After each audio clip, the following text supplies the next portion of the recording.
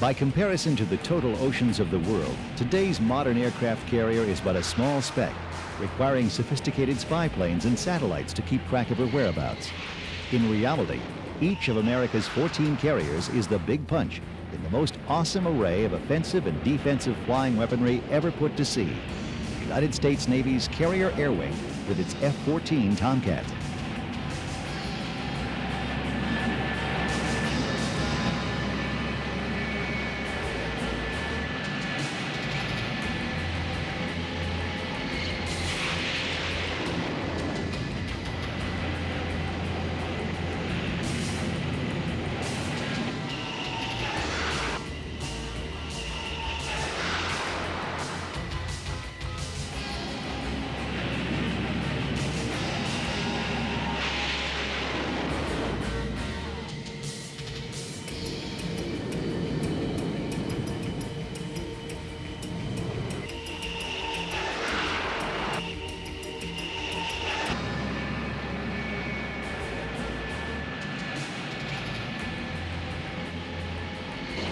From the first drawings off the board, to the first operating system, to the first carrier landing, a modern aircraft carrier may well be the best organized and most efficient military system ever put together.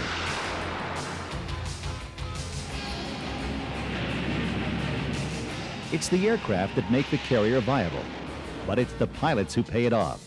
And tailhook pilots think they're better than anyone else, and who's to say they're not? Yet they're only as good as the men who maintain the aircraft. Technicians who groom the weapons gear, the mechanics who watch over the engines, the plane captains who see they're ready for flight, the handling officer who spots them on the deck, and the air boss who tells them when to come and when to go. It's a community like no other. Dedicated men putting their skills on the line every day.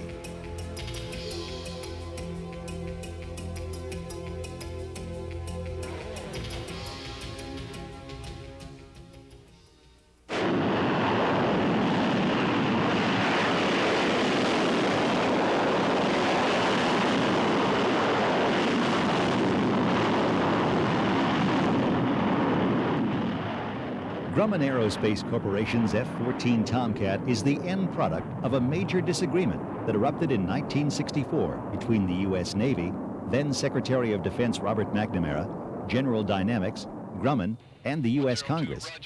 This intense bickering was the result of a well-intentioned decision in 1962 by McNamara to create a multi-service tactical combat aircraft that would use a basic airframe common to both the Navy and the Air Force.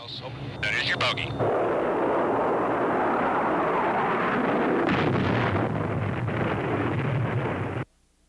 The extraordinarily versatile but unquestionably overburdened General Dynamics Grumman F-111AB, codenamed TFX, resulted from this marriage, with McNamara arguing that an Air Force and Navy fighter with high airframe commonality would save taxpayers many millions of dollars. The F-111, because it was a technologically precedent-setting program of unparalleled proportions, entered its preliminary flight test program with a number of serious problems. A very serious weight problem, which was caused almost totally by the basic specifications, eventually proved to be the F-111's Achilles heel. It was perhaps the most single important factor leading to the airplane's premature demise.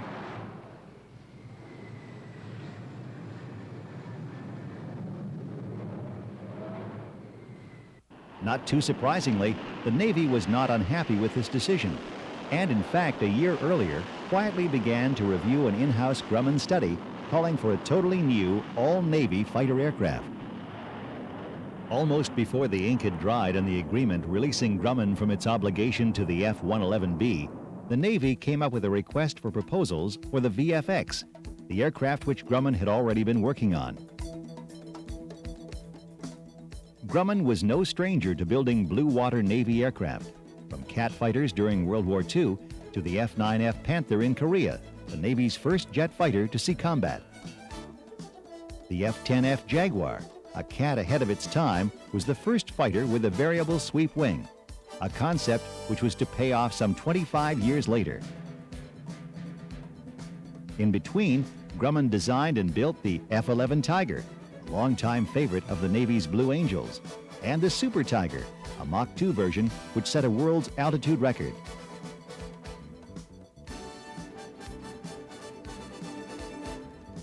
With a strong pedigree behind it and design and planning already underway, it was no surprise when Grumman was awarded the VFX contract in January 1969. From then on, work proceeded at breakneck speed. It was 6 years since TFX had been given the okay, but the Navy was no nearer to getting its new fighter than it had been then. Only 2 years were permitted to get the VFX, now known as the F-14 Tomcat, into the air. The same basic engines, Pratt & Whitney TF-30 turbofans, were used, though as events turned out, these power plants were the one major technical problem to afflict the Tomcat in service. Thousands of design configurations were whittled down to just 8, and then to just 1. In some respects, it was not strikingly different from the abortive F-111B. Grumman, confident of its abilities and quite certain that its design would be picked, had started preparing long lead-time materials well in advance of the VFX contract. The same Hughes AUG-9 radar fire control system was installed, and 2 crewmen were slotted in, although one behind the other and not side by side as in the TFX. But these similarities were internal. Wrapping was completely different. Indeed, as the mock-up VFX showed, nothing quite like the Tomcat had ever been seen before. Instead of utilizing a conventional fuselage, incorporating crew stations, avionics, engines, and fuel, to which were attached the required flying surfaces, below which in turn were attached pylons for the weapons, it seemed as though Grumman had started out with a giant, aerodynamic lifting body, with the outer sections pivoted for variable sweep. Beneath this, set far apart, were slung 2 long engine nacelles, with intake ducts stretching well forward. Since there was no fuselage in the traditional sense, the radar gear and crew stations were housed in a nacelle, which was added to the front of the lifting surface and faired in.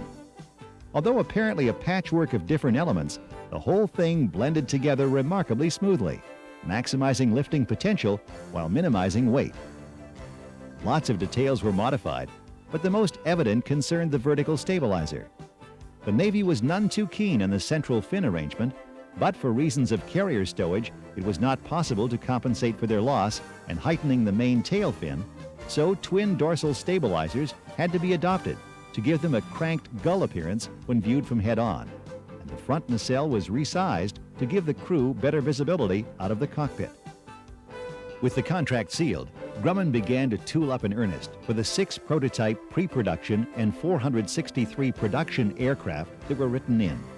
The first flight was to take place in or before January 1971, only 2 years away.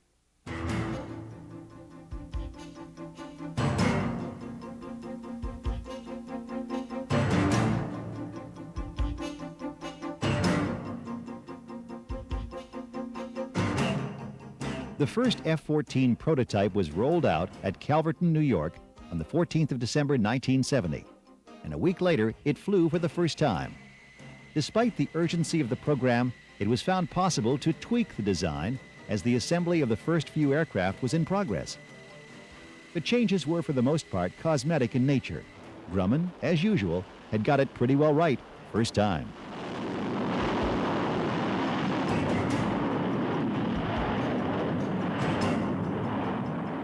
The Tomcat's second flight on the 30th of December ended in disaster when the hydraulics failed. The crew, unable to control the aircraft, ejected safely. The accident proved to be a minor setback, and by May 1971, the second Tomcat was in the air. Problems of a political nature were looming by this time, though. The VFX contract negotiated between Grumman and the Navy was a total procurement package, allowing for 2 to 3% per annum inflation index. All 469 aircraft came within this agreement, machines to be divided into 8 batches and delivered over a decade or more.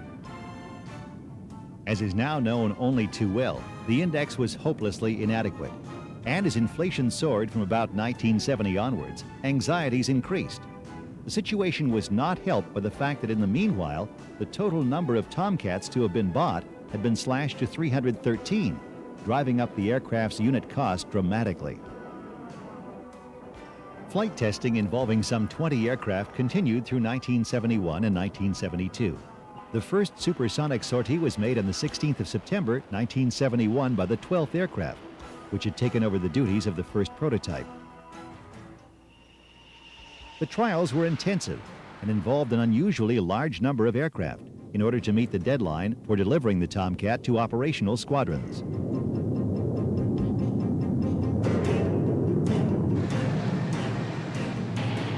Navy preliminary evaluation got underway towards the end of 1971, putting the aircraft through simulated carrier approaches, shunting them around flight decks, down carrier lifts, and around hangars to try out their compatibility with the big ships, which would eventually be their home, and following up with shipboard catapult takeoffs and arrested landings.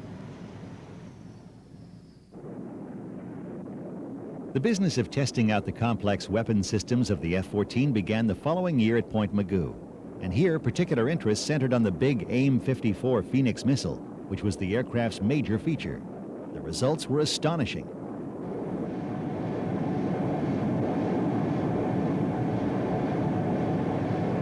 Ready, missiles away. Drones modified to simulate all manner of Soviet aircraft were intercepted with amazing success and at unheard-of ranges. In one spectacular trial, for example, a drone doing Mach 1.5 at 50,000 feet was on the receiving end of a Phoenix launched 120 miles away. In another test, with a ripple salvo of AIM-54s spread across about half a minute, 4 targets were successfully intercepted at ranges varying between 30 and 50 miles. By June of 1972, carrier trials aboard the USS Forrestal had been successfully undertaken. The aircraft was ready for operational deployment. Subsequently, in October of 1973, VF-1 and VF-2 serving on board the USS Enterprise began receiving their first aircraft from replacement training squadron VF-124 at Naval Air Station Miramar near San Diego, California. VF-1 became the first operational squadron to qualify the F-14A for daytime carrier operations in March of 1974. By the end of 1979, Tomcat had deployed operationally with a total of 14 squadrons, while it also equipped a further 2 permanently shore-based training units, VF-101 at Oceana and VF-124 at Miramar, respectively supporting the Atlantic and Pacific fleets. The process of replacing the F-4 continued until well into the 1980s, and eventually culminated in a further 8 frontline squadrons receiving the F-14A, which has now also been issued to second-line echelons of the Naval Air Reserve Force, a process begun during the autumn of 1984 when VF-301 at Miramar took delivery of its first Tomcat.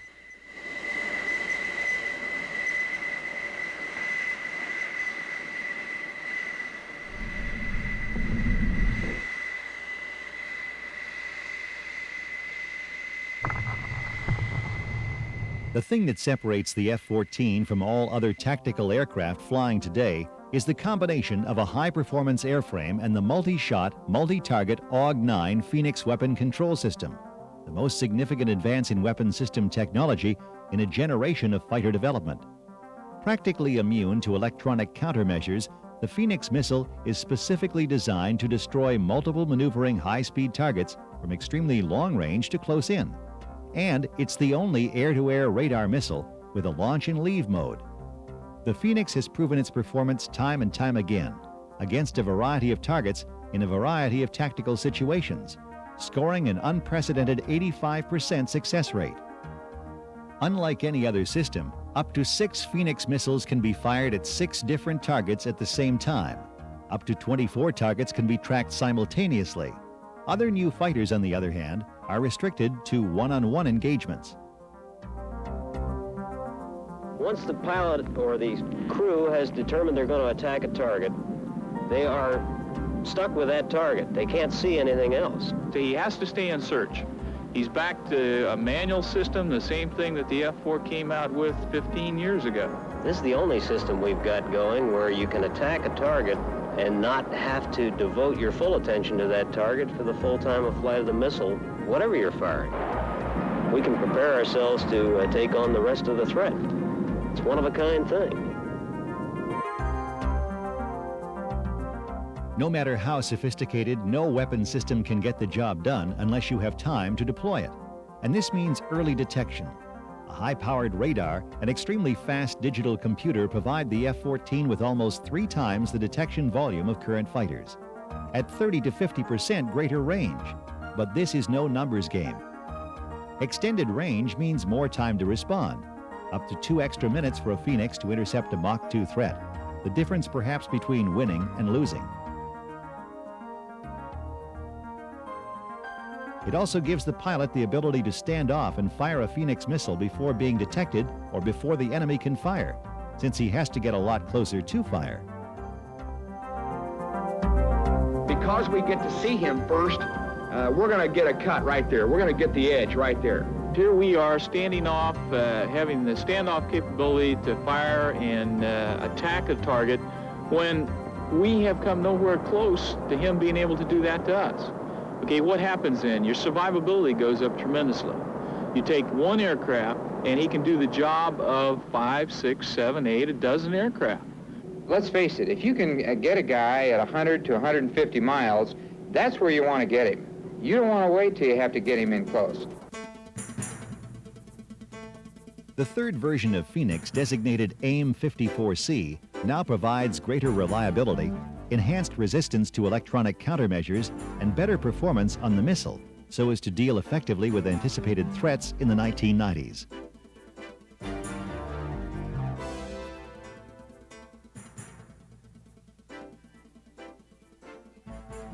Cruise missiles have taken the art of treetop flying a step further. Launched from air, surface, and undersea platforms, these self-guided weapons present a new threat to air defense systems. Within the state-of-the-art, only long-range airborne radar can pick up the low flyer in time to protect land targets and surface traffic. And only the F-14 has the system to carry out an intercept. The capability to look down and shoot down most effectively with a very good probability of kill. It goes past that because it gives you the capability to stay at high altitudes, and if you can stay up there, you not only then have the capability of attacking the low guy, now I also have the capability of going after the high guy. And that's the other side of the coin. From defending against targets 50 feet above the surface to defending against 70 or 80,000 foot high Mach number aircraft and air-to-surface missiles. There's only one aircraft in the world today that has that capability, and that's the F-14 with the Phoenix missile. Other weapons carried by the Tomcat are the AIM-7 Sparrow and the AIM-9 Sidewinder, and these too have been improved in recent years. Updating of the Sparrow has led to the appearance of the AIM-7M, which entered production in 1982. This will eventually give way to the Hughes AIM-120. AMRAAM possesses one great advantage, in that it's a fire-and-forget missile, unlike Sparrow, which requires the target to be continuously illuminated by the launching fighter all the way to impact. Now one of the oldest missiles in the U.S. inventory, the infrared homing AIM-9 Sidewinder is still a most effective weapon, and one which has demonstrated impressive kill rates in recent years. The principal version employed by the Tomcat is the AIM-9L, which was of course the type used by VF-41 with spectacular results in its brief altercation over the Gulf of Sidra. And it represents a quite fantastic improvement over earlier models. It features all aspect ability, literally being able to home in on aircraft skin friction. A new version known as the AIM-9M, incorporating an improved rocket motor and anti-countermeasures ability, is now also in service. And Sidewinder looks like it will continue to be an important part of the Tomcat's armory for many years to come. An internal gun mounted low in the port side of the nose and equipped with 675 rounds of 20mm ammunition can be fired at a rate of 100 rounds per second. It's almost a self-contained GCI interceptor fighter combination that can take the fight to any scenario, any place in the world. I deployed with VF-1 and 2 on the Enterprise, and we used to simulate very realistic scenarios. For example, backfire bombers flying at 50 to 55,000 feet at supersonic airspeeds with lower fighter cover. We went out on exercise after exercise like this with the F-14 and demonstrated time and again that because of the two men in the airplane, because of our ability to handle the ECM problem, we could shoot those bombers at long range, still have the short-range weapons to get in and visually engage the fighters, take care of them, and press on about our business. Nose 160, 20 miles, 8,000 feet. Gun target looks like an F4. There's two of them. That visual neutral.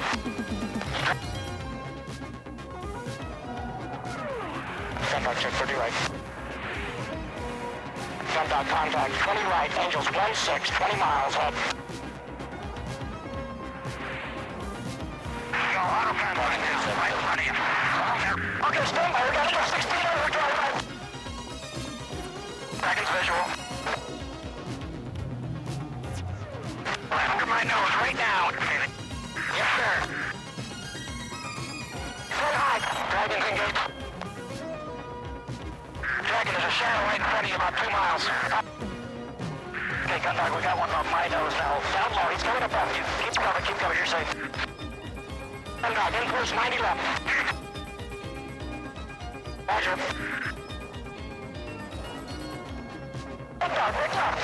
We got 4 of them. Gun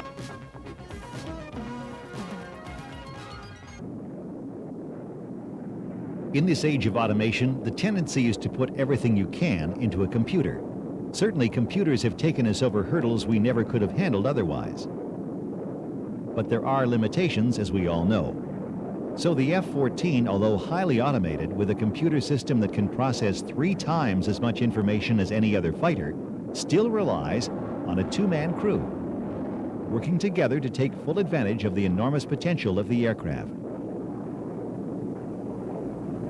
There has to be tactical decisions made by an aircrew. It cannot be done by a black box. It has to be made in the human element involved. The advantage of not having to split yourself down the middle or whatever percentage you got when you're in a tactical environment. With 2 guys working on the solution, you're going to come out with the right answer more often than you are with 1. That's all there is to it. It's that simple. It's a beautiful combination. And I know in my past experience, there's the first guy to see the other guy has a hell of an advantage.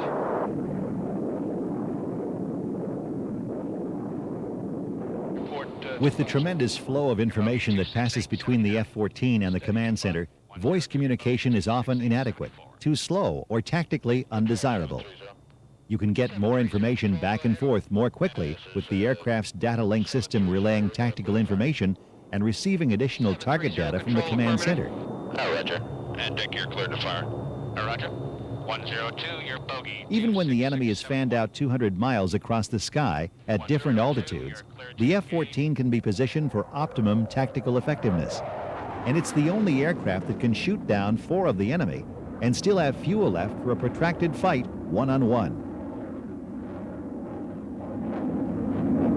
The nice part about the F-14 is that you got the best of both worlds. You can get into the dogfight role without taking 1 iota away from the very significant capabilities in the long-range interceptor role.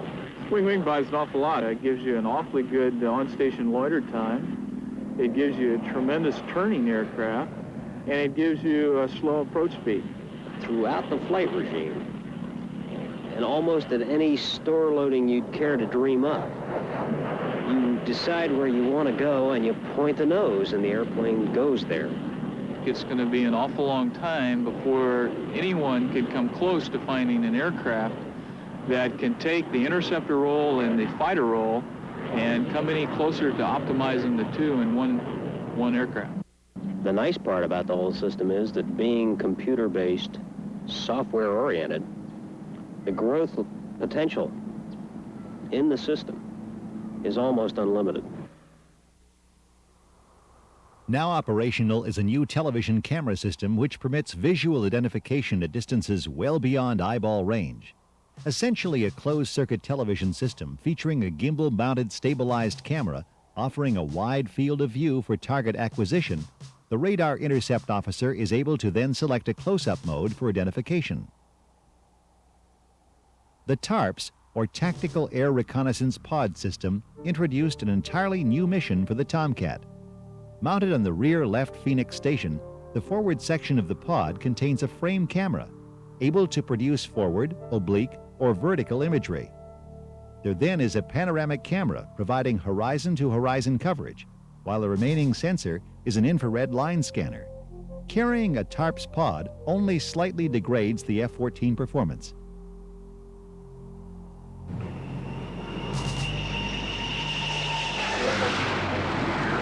It's possible to have more good fighter pilots in the airplane perform so well. It's really amazing that we can just go out there and just take that airplane and say, we're going to do this to you, and go out and do it to you.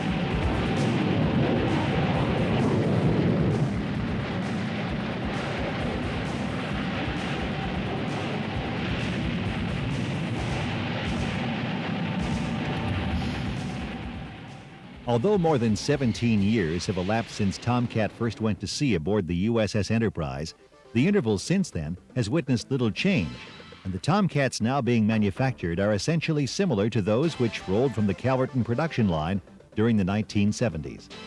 The Tomcat has remained largely unchanged says much for the design of the aircraft and its associated AUG-9 weapon system.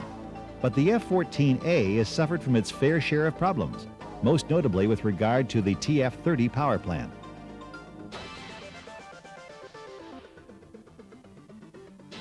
Improvement initiatives aimed specifically at the Pratt & Whitney power plant did succeed in alleviating some of the worst vices. Nevertheless, the engine was still prone to compressor stall and demanded extremely careful handling during air combat maneuvering. It was, of course, initially intended that the TF-30 would only ever be an interim power plant of the F-14A, production soon switching to an F-14B variant with a definitive engine. For a time in the early 1970s, it looked as though a version of the Pratt & Whitney F-100 turbofan, known as the F-401, would fit the bill, and indeed an F-14B prototype did appear.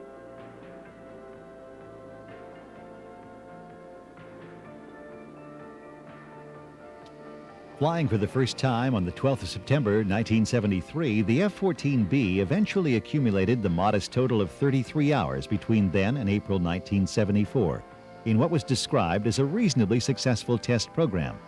But this was accomplished against a background of financial difficulty, which at one time looked like it would seriously threaten the future of both Grumman and the Tomcat.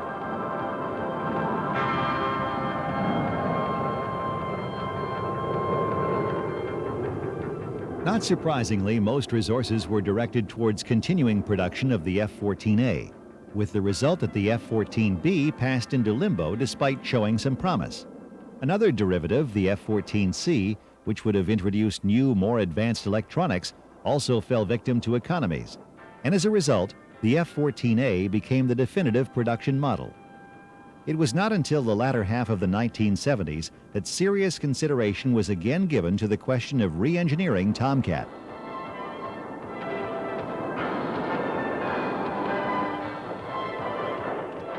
Flying from Calverton as the Super Tomcat for the first time on the 14th of July 1981, a re-engined Tomcat undertook a modest series of development flights, performing 30 sorties.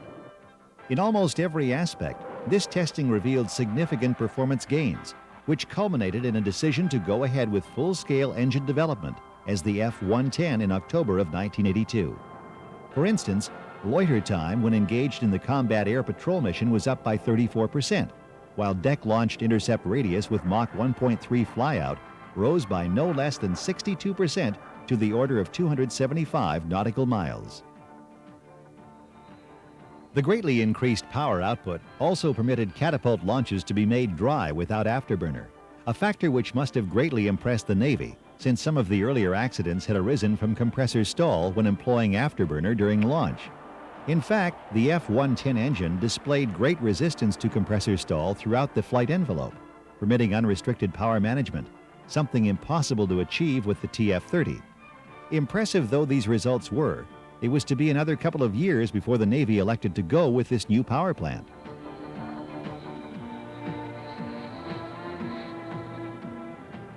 The U.S. Air Force moved first, ordering the F-110 into production for the F-15 Eagle and F-16 Fighting Falcon during February 1984. And the Navy soon followed, announcing selection of the F-110 to power a new Tomcat model to be known as the F-14D. Although earmarked for installation on the F-14D, the F-110 made its fleet debut in the F-14A+, which was delivered to operational Tomcat squadrons in the spring of 1988.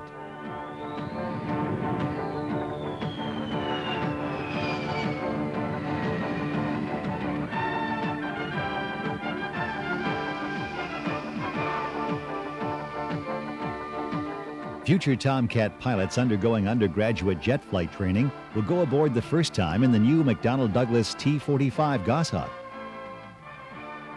The Goshawk is a modified version of the British aerospace-built Hawk, which has been modified for aircraft carrier operations with strengthened landing gear, an arresting hook, and catapult launch fittings.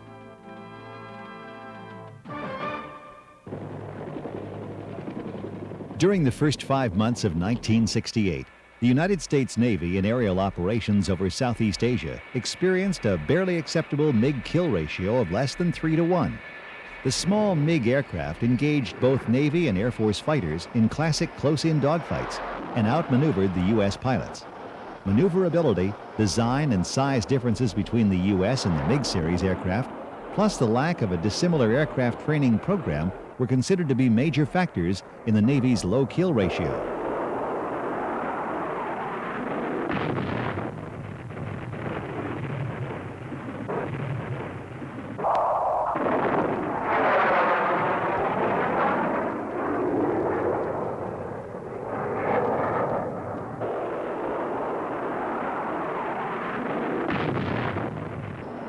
In a provisional but positive response to the MiG threat, the Navy Fighter Weapons School was established to quickly train the nucleus of aerial warfare fighter crews for the fleet. 10, left, 53, over. The school, nicknamed Top Gun, began an intensive program of teaching threat capabilities and graduate-level air combat tactics flown against dissimilar aircraft.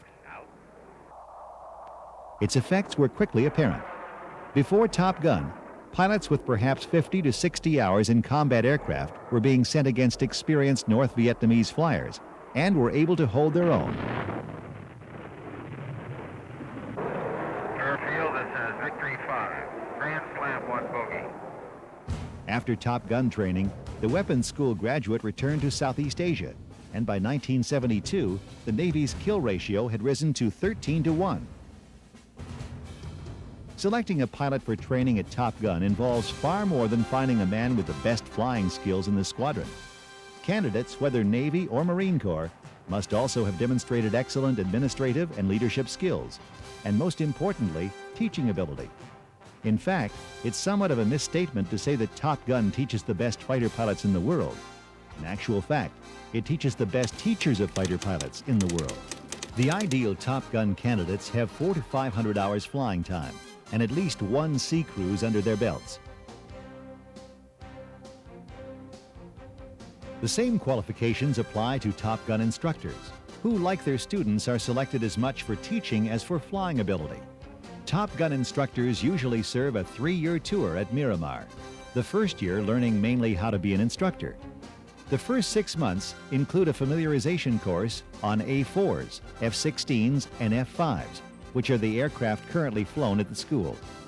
Then follows sorties against other squadrons and classroom training as a student instructor or student pilot.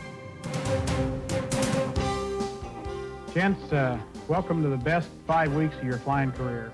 Top Gun's 5-week curriculum includes approximately 100 air engagements, 90 hours of ground school. Talking to you for the next 3 hours on one versus Courses one cover the maneuver. majority of all systems used in combat. Call sign Rattler. We're going to be talking for the next 2 hours about air-to-air gunnery. Why do we talk about fighter performance comparison anyway? Well, the main reason we do this is that we want to determine what the strengths of our airplanes are, what the strengths of the bogies airplanes are. Okay, general rules of the road. If you're head-on, each aircraft bears to the right or a port-to-port pass. Here we'll take the trail man and slide to the echelon into the jink, okay? If we've got a good system, count us hooking left every time. I really think we can have these guys, so they say we go for it. All right.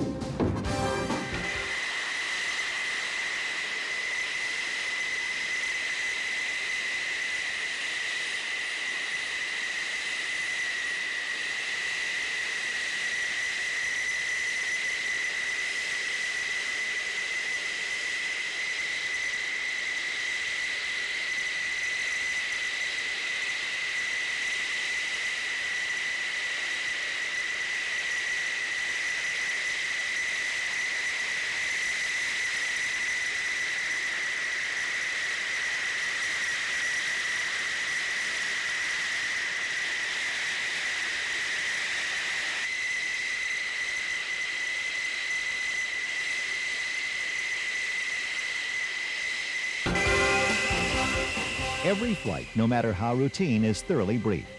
The crews learn that to exploit an opponent's weakness takes teamwork. Each crew works together toward a similar goal, to win. For most of the younger fighter crews coming to Top Gun, the hard-to-detect F-5s, F-16s, and A-4s are the nearest thing to the MiG family they've ever flown against. The camouflage paint schemes compound the problem and demand extra sharp lookout discipline and inter-aircraft teamwork.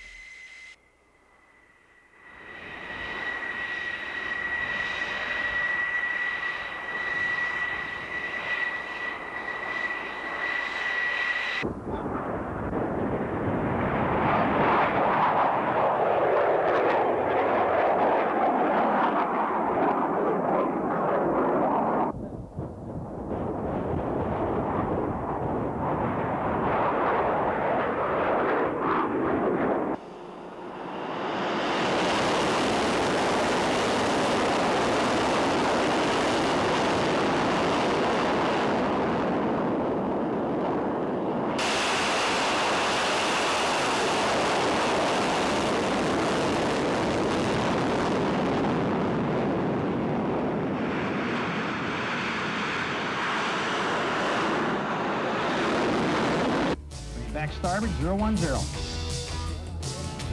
now at 3.5. 2.5 miles now, drifting to the right again. 020 at 1.5 miles. Roger, tally ho. Okay, the Hawk's got the tally on him. Okay, tally ho, one's passing my left side now. One coming up on you. There's one coming behind. Okay, F5, drop below. You got him 7. Okay. That's on the family. There's the guns on the F-14. Every pitch-up that the aircraft makes is recorded, computed, and displayed on the TV-like screen of the ACMR, the Air Combat Maneuvering Range. Taking rookie, port 090 for the bogeys. Out of your turn, bogeys will bear 090, 8 miles. To a pilot, one of the best features of the ACMR is its ability to be an instant replay device. During a debriefing session after a mission, the whole team can sit down and review their performance while analyzing it from many different aspects. One of the most important aspects of every mission is the debrief, examining every aspect of the engagement. What happened, how it happened, and perhaps most important, why it happened. Altitudes, contacts, fighter pilot language in the reconstruction of every dogfight. As the pilots review and discuss those tactics that work and the ones that don't, the process of Top Gun growth begins. With every engagement, the Top Gun student's ability and confidence continues to grow. Gradually, he begins to assert his leadership qualities. By the end of the 5-week course, the student finds himself assuming the role of an instructor. Second element of blue is attention to pensive. Notice there's a considerable amount of fly-out time for the missile when it's taking its longer ranges.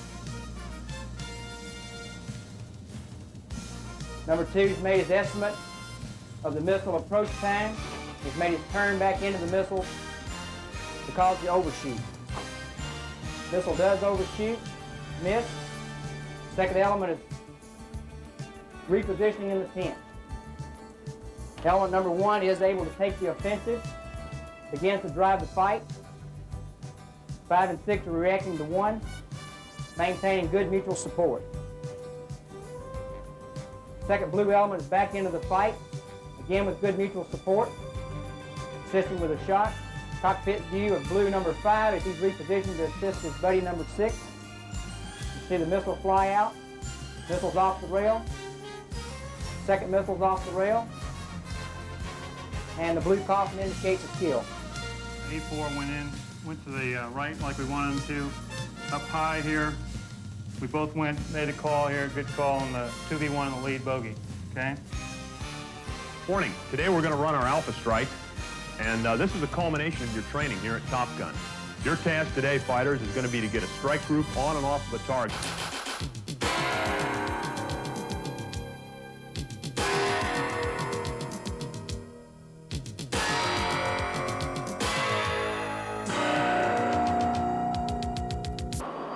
The Alpha Strike against a simulated land-based target is the highlight of the Top Gun course.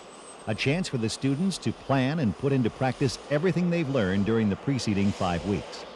The instructor staff is the enemy. The staff's job is to pounce on the formation somewhere along the way and test the students' ability to shoot down the enemy interceptors before they can get to the bomber force.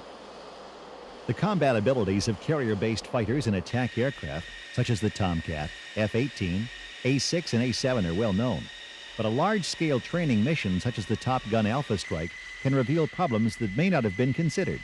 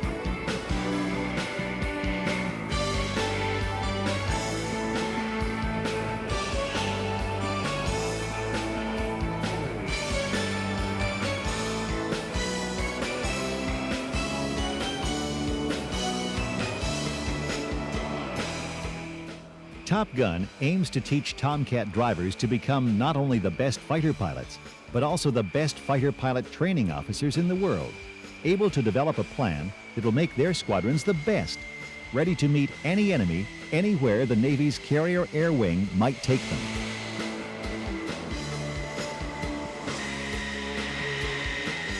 By conducting the strike against targets within the Navy's Tactical Aircrew Training Range at Fallon, Nevada, the entire mission will be recorded to allow not only detailed debriefing, but the development of new effective combat techniques as well.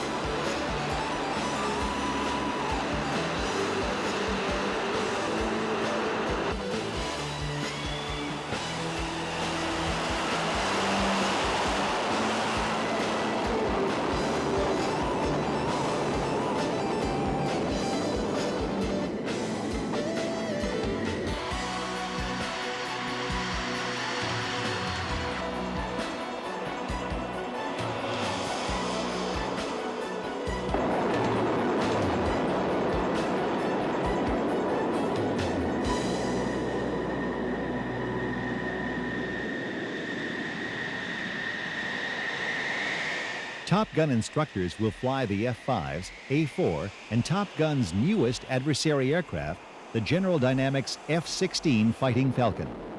Small, quick, and hard to see, the F-16 provides the Navy Fighter Weapons School with the closest thing to a realistic threat as can be found in a U.S. aircraft. F-15 Eagles from Nellis Air Force Base will also attack the strike force on their way to Fallon. This is a wrinkle that Top Gun students hadn't figured on.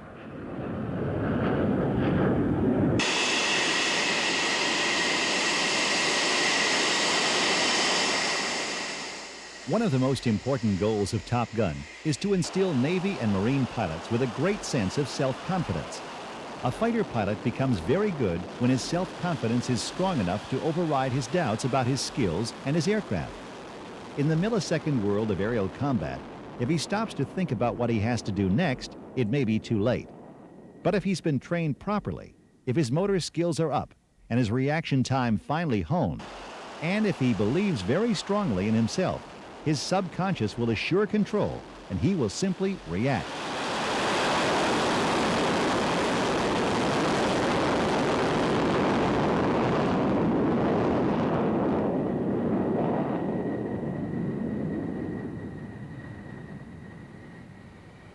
Okay, we got two sections of combat spread real tight. Got 87s and F-14s coming in south of the field, right on the deck. Looks like about 210 for 5 miles. Right, Fletch, one guy's breaking out to the east now, one guy to the west. Up with Tally-Ho, Hunter Tally. Tally-Ho, I got him. Going the other way. Okay. He's no threat to you now, he's no threat. Overhead. I'm back. I can't do anything about it. I ain't Okay, 300 knots. I got him. Okay, there's F5 right down. Okay, forget it, he's on me. 3 o'clock down. I've got him. Nose high. And Parker, go high. You got a turkey look in your low at 6. Parker, 8 tall left 4, port turn on the reversal. Box 1 on the F5, nose down. 8 tall on the turkey in the left turn. Take turkey on the left side. Might be I got him. 3.5 minutes. Guns. Parker's out of here. F4 belly, left side, 10 o'clock. Parker, you got F4 You got a turkey going due south. You got a turkey high at your 8 o'clock. Bring it around hard. Keep it back to hard. Port turn in. I got him. Hawk's got a That's all on the 30 degree F4. retard on the F-14 on starboard through 240. Okay, let's find the Phantom and kill him. Think the Phantom just joined the fight, headed north. Okay, got a turkey. Need a call on the dog. Let's break it left. We got an F-14 behind us. Break it left. Okay, break north now. Kick you right 4 o'clock. Yeah, Tally-Ho. His nose isn't on me, but I'm in deep trouble here. We're gonna bail you out, man. I'll get on his way. Okay, he's got about 50 to go with his nose. Okay, drag it east. Okay, he's pitching A-brake back starboard, dog. That's cool. You're about to get gunned. This is what Top Gun is all about. Place a good pilot amongst the best combat pilots in the world.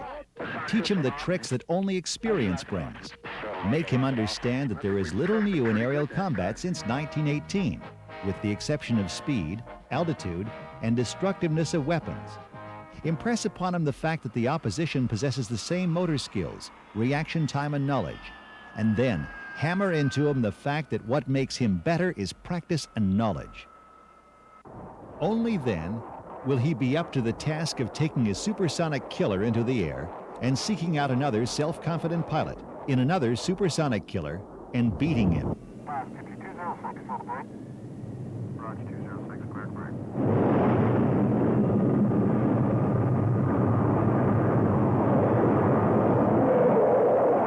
Tomcat, mile 5.0. Right fall, Tomcat, 25 knots down the angle. Watch your lineup.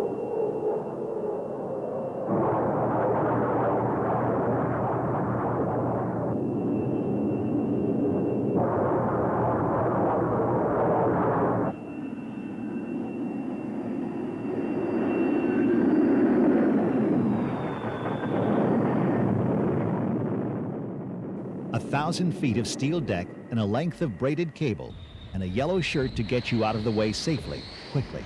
Because 30 seconds later, they do it again and again in round-the-clock training exercises that make up the day-in and day-out scenario aboard a 90,000-ton super carrier.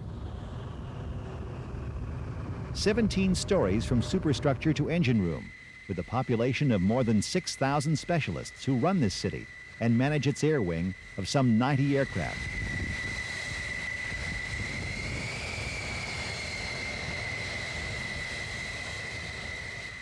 Nuclear powered for unmatched operational flexibility, sustained high speed and maneuverability with enough fuel for 13 years at sea.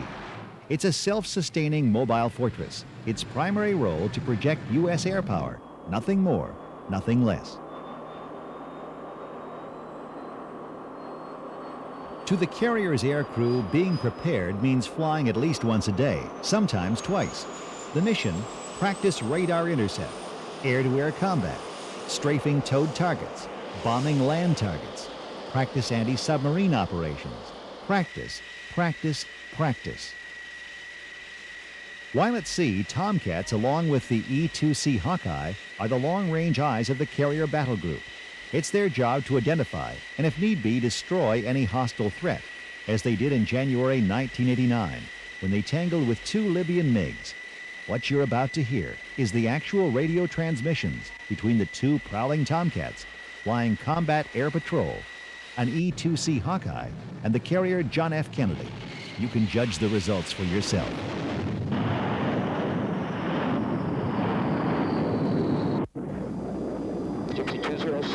Contact 175, 72 miles. Looks like a flight of 2, Angels 10. Close out concurs, show at 78 miles. James Cornell shows 25 miles separation, turn it down.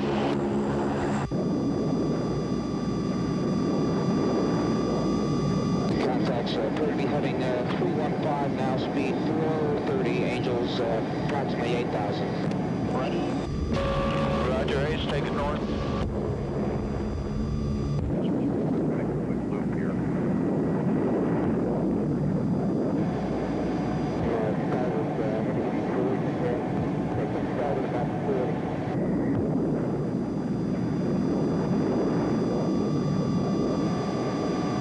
Two 61 miles now, bearing 180. Angels 8, heading 330.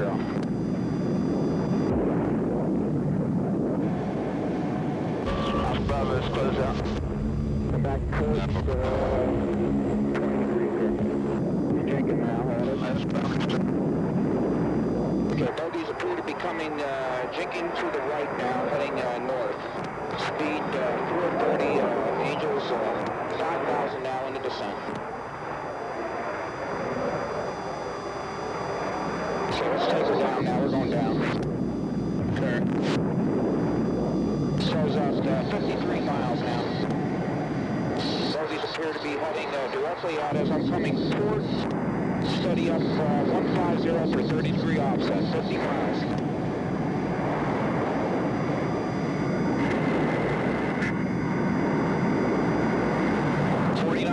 Now, speed 450, Angels 9, I'm going down to 3. Crossing back over. Roger. Roger that, 30-degree offset now. Bogies heading 340, speed 500, let's accelerate. Okay, we look like they're Roger, bogies have jinked back into us now, let's come starboard 30 degrees the other side. Angels joined up set station. Roger, Angels now 11. Steady up. Close out, warning yellow, weapons hold. I repeat, warning yellow, weapons hold. Alpha Bravo out. Roger, Gypsies. Pass up, Bravo directs, warning yellow, weapons hold. 35 miles here. Roger that, bogies have jinked back into me now for the 3rd time with noses on at 35 miles. Angels 7. Bravo, close out, you copy. Okay, I'm taking another offset, starboard, 210. Yeah, I got one of them deals with 30 miles and he's a 13,000 piece of trailer. Roger that, level off here. Okay, bogies jinked back into me for the 4th time. I'm coming back starboard. Come back port now. Port, 27 miles. 7,000 feet. 45. One set of bogies, 135, 50, Angels 16. Heading 340. Okay. Roger, same bogies. You're in collision now. Hearing. Okay, bogies have jinked back at me again for the 5th time. They're on my nose now. Inside of 2 miles. Master arm on, master arm on. Take good light. Good light. Okay, centering up the T. Bogey is back into me again. 16 miles, center to back. Say your Angels. I'm at Angels 5, nose up. Oh, his Angels. Wait a minute. Angels are at 9. Alpha Bravo from 207. 13 miles. Fox 1. Beacon right. Roger that. 10 miles, he's back on my nose. Fox 1 again.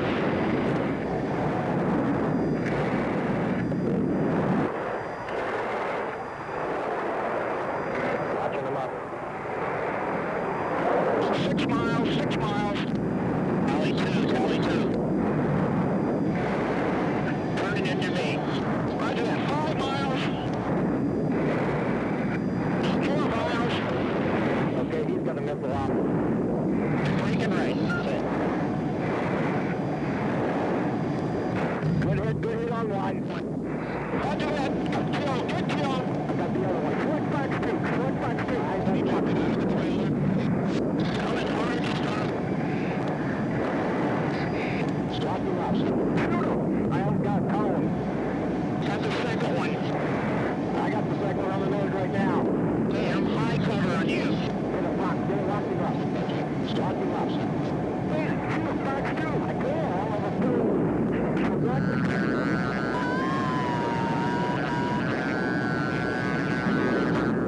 Good kill. Hey, good kill. Oh, he just is. Be careful out of the second one. Okay, Maestro, let's head north. 2 fighters flash. So we're heading north. Roger that. Just going north. We're down low, out of deck. Unload, 500 knots. Let's get out of here. The world's foremost interceptor has undergone changes to assure it can effectively deal with any enemy threat. The new F-14D was the result of a two-step program which called for an interim F-14A Plus to be delivered first, beginning in April 1988. This new breed of Tomcat will be an F-14A, outfitted with more powerful General Electric F-110 turbofan engines, which increase available thrust from 42,000 pounds to 56,000 pounds. First deliveries of the F-14D, which included the new GE engines, plus digital avionics and improved radar, was made in March 1990. Despite the Pentagon's attempt to curtail the F-14D program, Congress allocated funds to procure an additional 18 new manufactured Tomcats in fiscal 1990. However, production stretch-outs are being considered as the Navy tries to reconcile its ambitious modernization plans with projected budget shortfalls. Aircraft procurement plans are being assessed as part of the Navy's Carrier Air Wing Study 2010, which attempts to match the service's requirements and acquisition plans. A Navy version of the Air Force's Advanced Tactical Fighter, which would replace the F-14 fighter, is one of the service's highest priorities. The Navy is working closely with the Air Force on defining a carrier-capable version of this new fighter.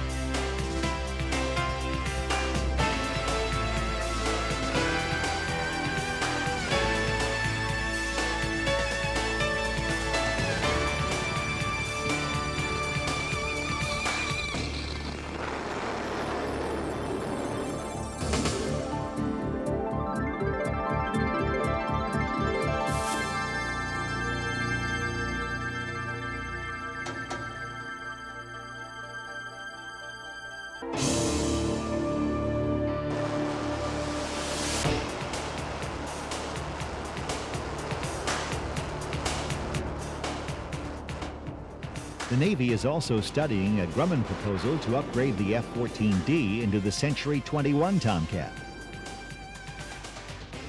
Grumman basically proposes modifying the F-14 airframe to reduce the aircraft's radar signature, incorporating modifications to give the aircraft a ground attack ability, and perhaps adding an upgraded engine to increase range.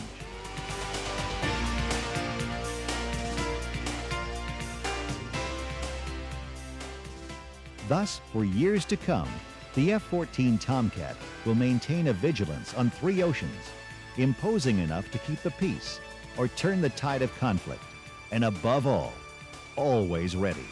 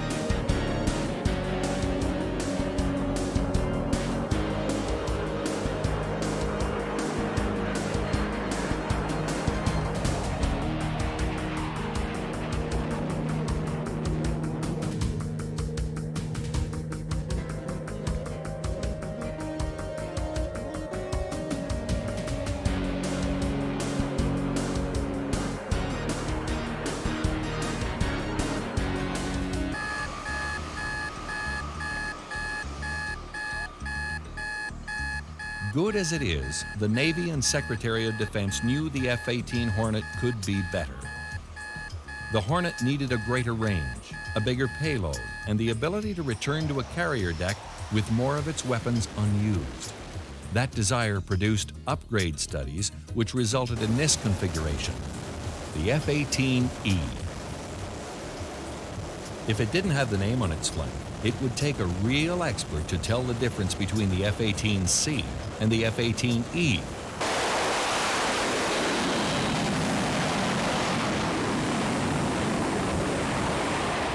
There is a difference, a big difference. The F-18E can carry 1/3 more internal fuel, which means it can fly 40% farther than the C model. Put that in a combat air patrol scenario at 200 nautical miles from home, and the E model can remain on station 80% longer. The addition of 2 new wing store stations means the F-18E can undertake more complex missions because its maximum external payload has been increased from 13,700 pounds to 17,700 pounds. It can also bring 3 times more external payload weight back to the ship because of a stronger wing structure. In terms of size, the F-18E is 34 inches longer than previous models, and its wings are 25% larger with 100 additional square feet of surface area. All these external changes have been accompanied by internal ones as well. The most important is a beefed-up engine. Powering the upgraded Hornet will be 2 General Electric F414 engines derived from the highly reliable F404 family in today's F-18s. The F414s will provide 44,000 pounds of combined thrust, enabling the E model to meet or exceed the C model's outstanding aerodynamic performance.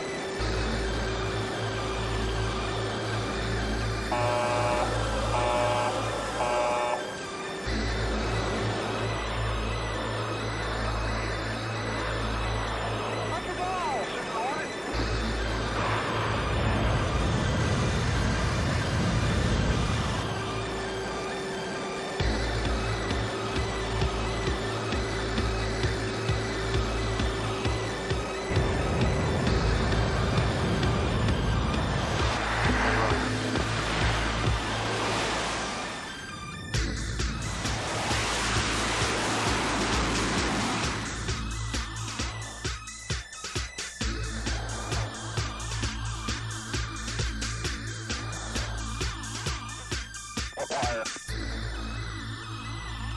Rewire. Future Naval Aviation arriving.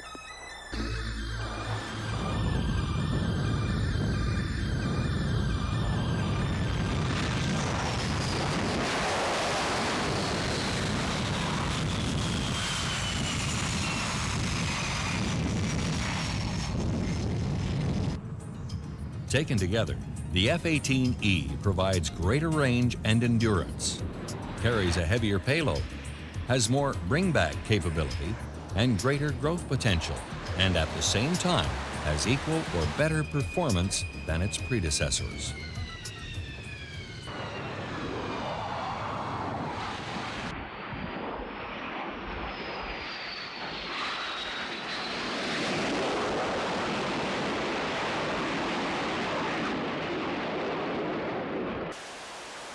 After the current engineering and manufacturing development contract is concluded, it's anticipated the Navy will buy 1,000 F-18E fighters from 1997 until the year 2015.